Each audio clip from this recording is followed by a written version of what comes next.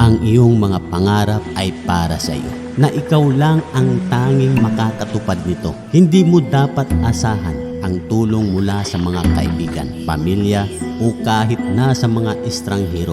Dapat ikaw mismo ang magsikap upang makamit ito.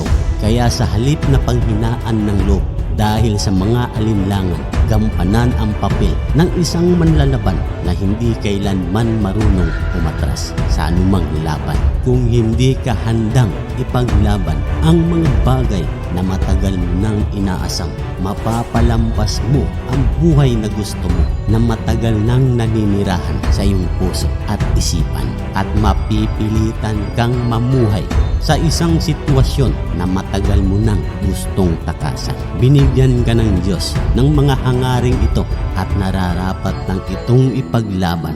Hindi mo dapat sukuan.